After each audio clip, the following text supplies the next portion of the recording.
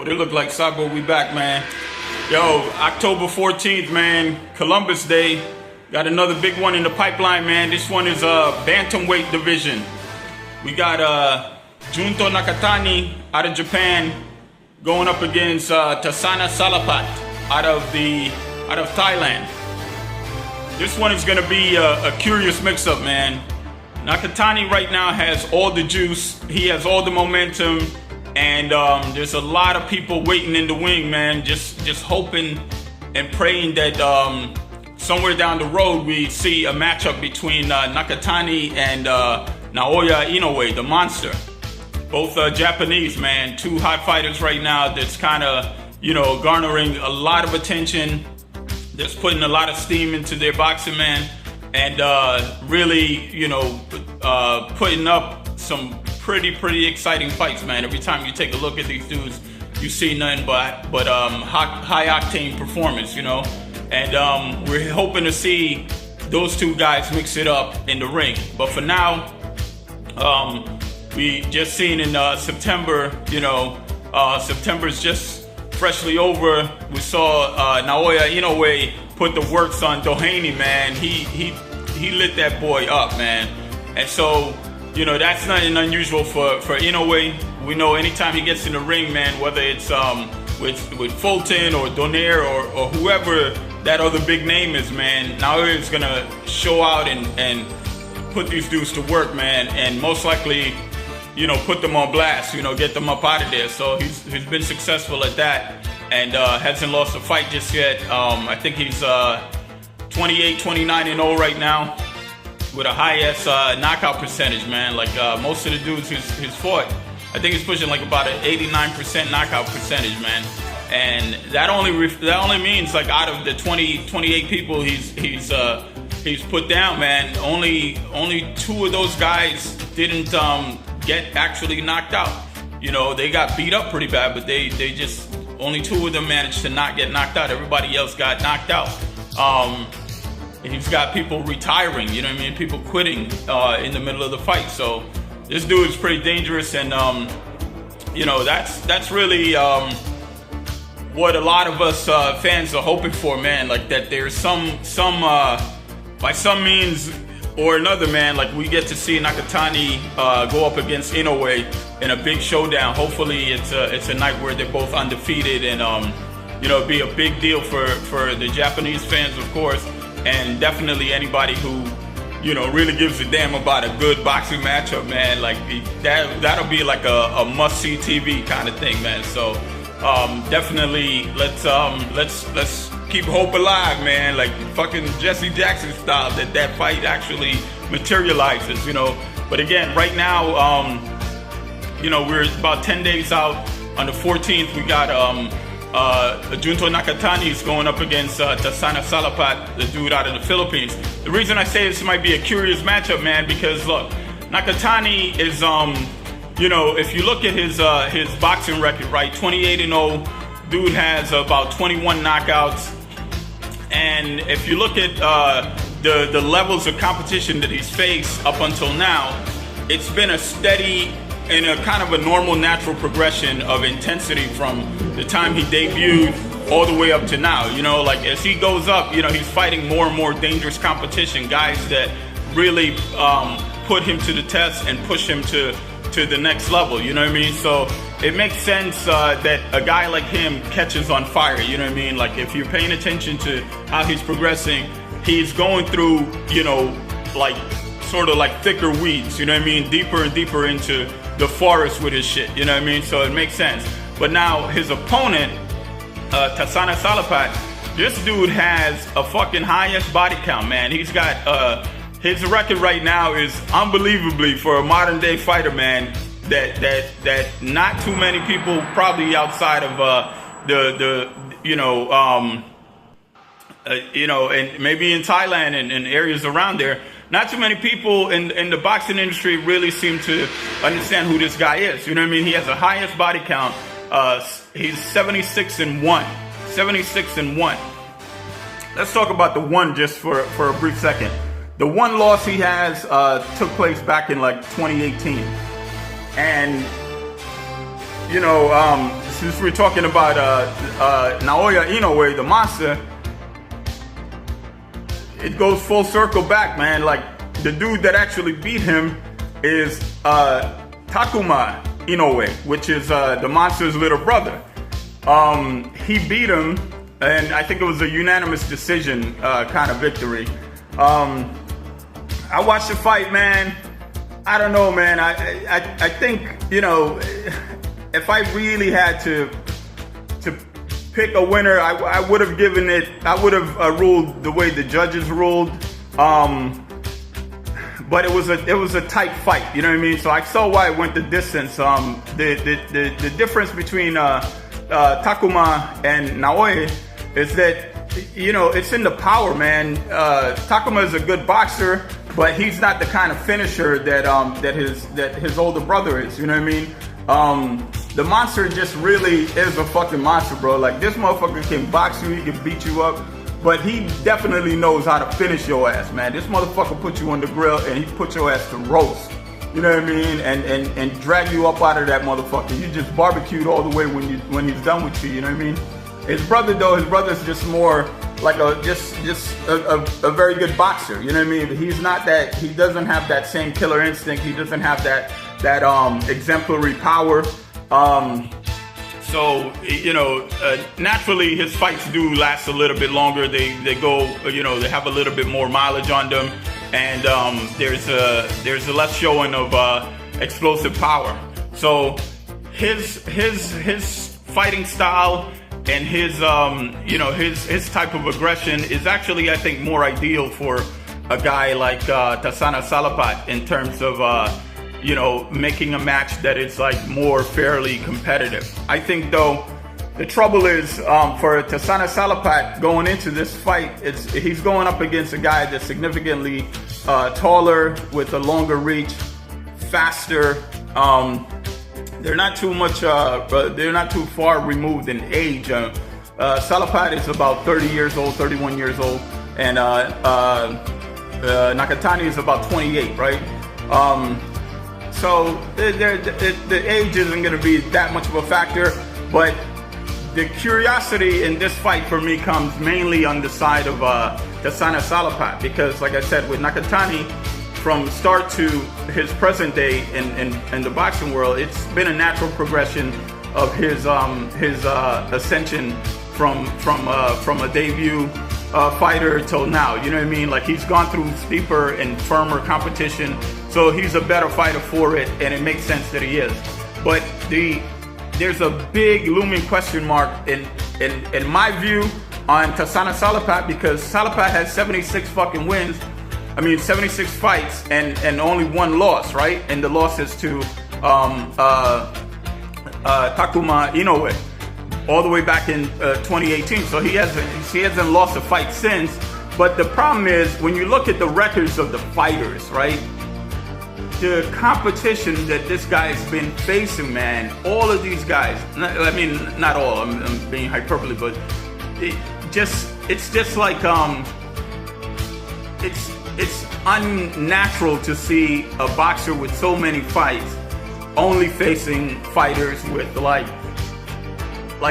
mostly lopsided losing records. They're not even middle ground type of fighters, man. These guys are not like well balanced. They don't exemplify like evenness in their wins and losses. These guys are like mostly strictly fucking losers.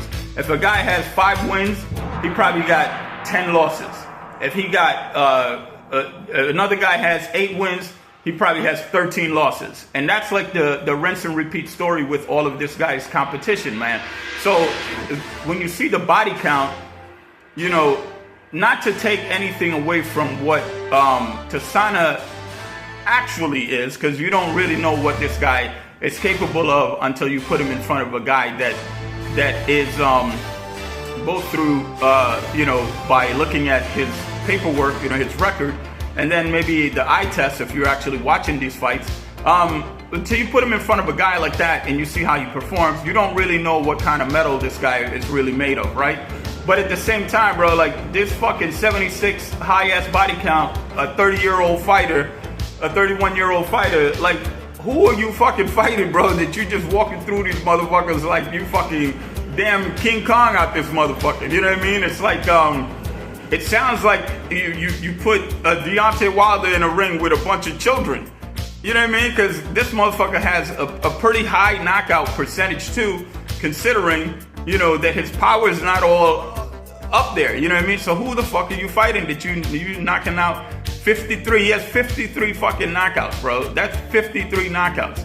He's knocked out more people than Nakatani has fought. Almost double the amount of people Nakatani has fought, right? He's actually knocked out close to that amount. You know what I mean? So, but these people, I don't know, man. The fighters that he's been up against, man, the record says that these guys are like, some of them are not even journeymen. They don't even have like the fight count, you know what I mean, to call them journeymen. Some of these guys are just like, they're just fucking losers, man. Like, and I hate to call a fighter a loser because, you know, fighting ain't a, you know, it's not a walk in the park. Most people don't have the balls or the guts or the will to do it, but your record is your record, man. And in your business, you know, winning does mean something. It's not always everything. I mean, from the fans' perspective. But bro, when you got 76 fights, nobody on that list is a notable defeat.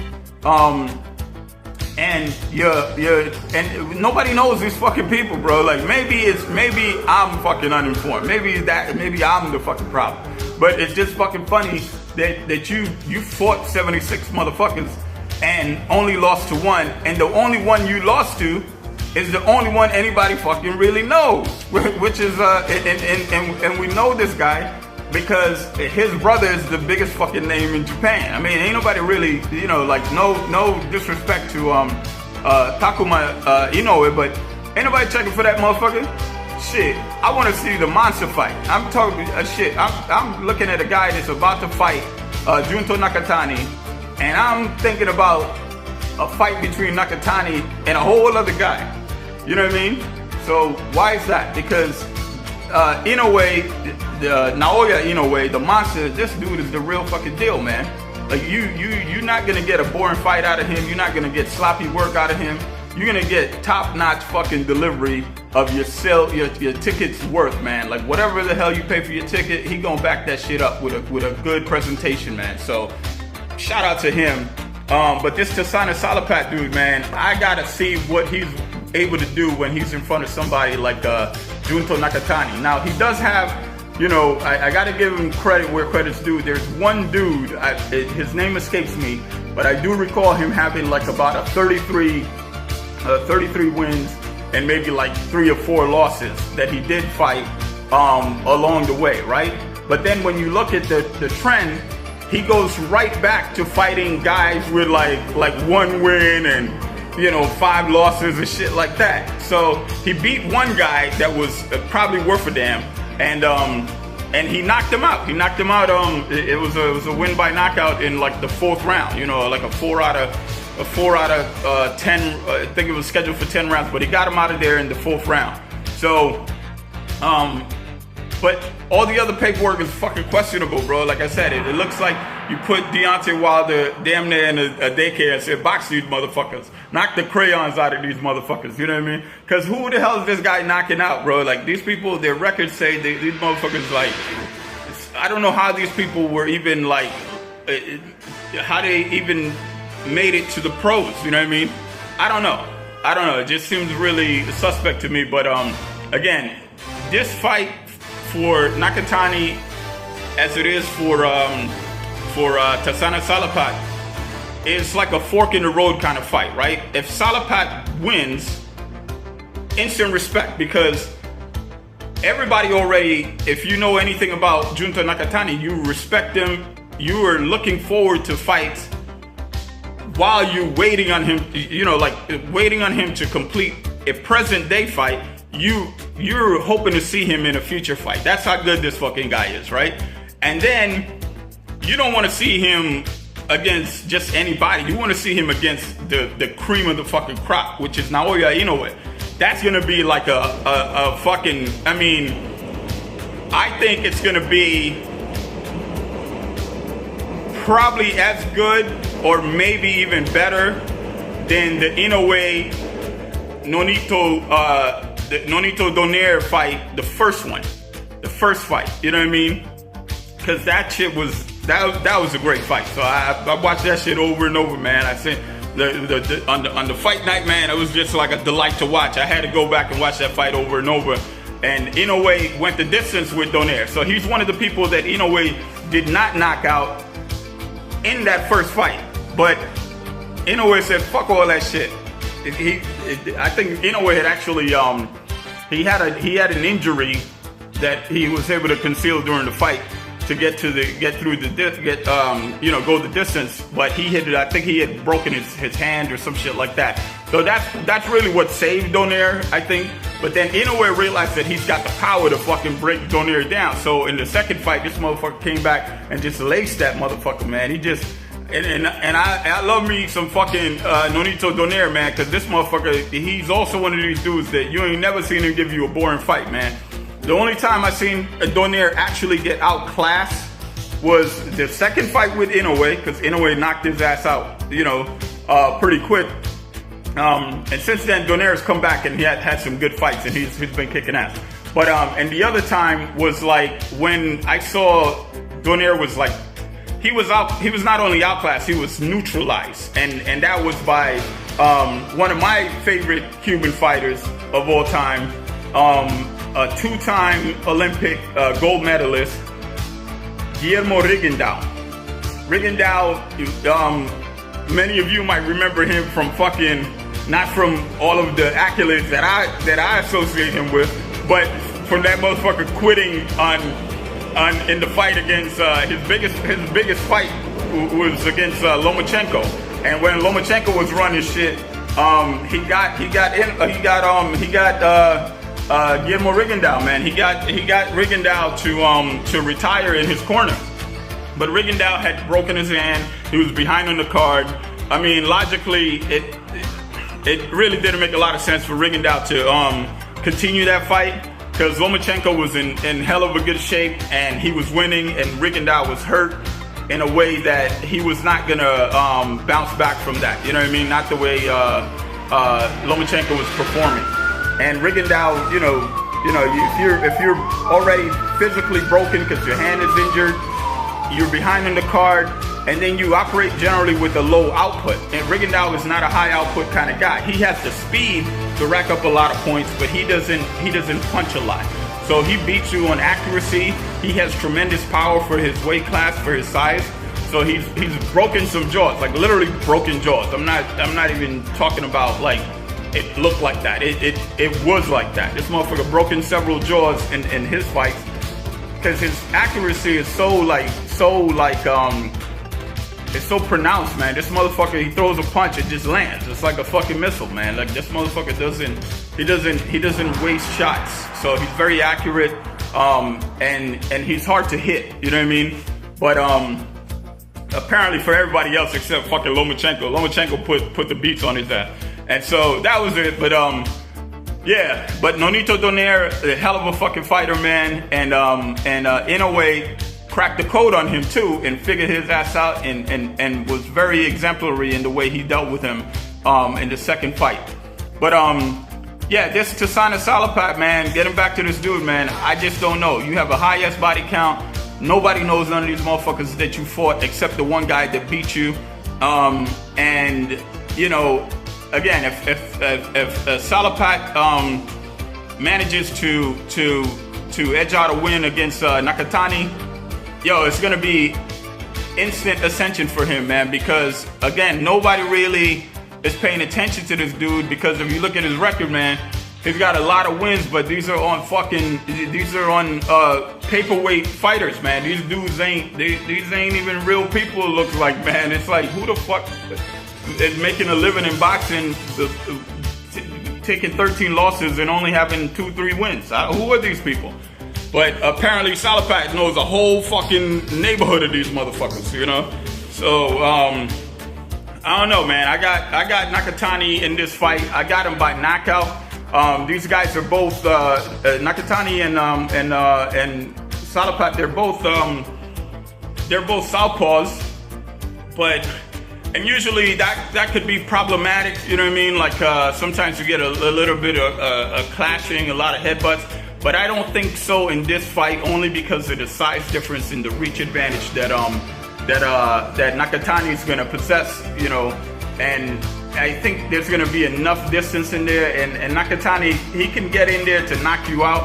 And he's I mean, this dude, he's got some vicious knockouts, man. Just check his reel, just check his previous fights. So Salapat better bring a fucking, he better put some kind of padding in his chin, man, because he gonna need it, man.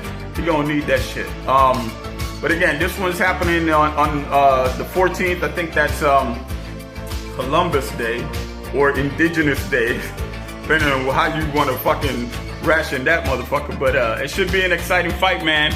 And it's definitely one of those that's, like I said, it's a fork in the road. If Nakatani wins this, man, everybody's eyes is gonna be on that possibility of fighting INOUE, right? If Salapat beats him, I don't think Nakatani's stock goes too far down, but Salapat's stock goes way the fuck up. Way the fuck up, because right now this guy is like, his record looks like, it just looks like a fucking cartoon, man. It looks made up. I don't know any of these fucking people this motherfucker knocked out, and he knocked out 53 people, so, you know, the guy's got to be made of something good if he manages to get into the ring with that many people. First of all, that's got to make something out of you, but I don't know if what's been made of him is going to be enough to deal with Nakatani, so I got my money on Nakatani. I don't see this shit going the distance at all, and I do see, you know, I foreshadow that Salapat gets knocked the fuck out. So check with y'all next time. Peace.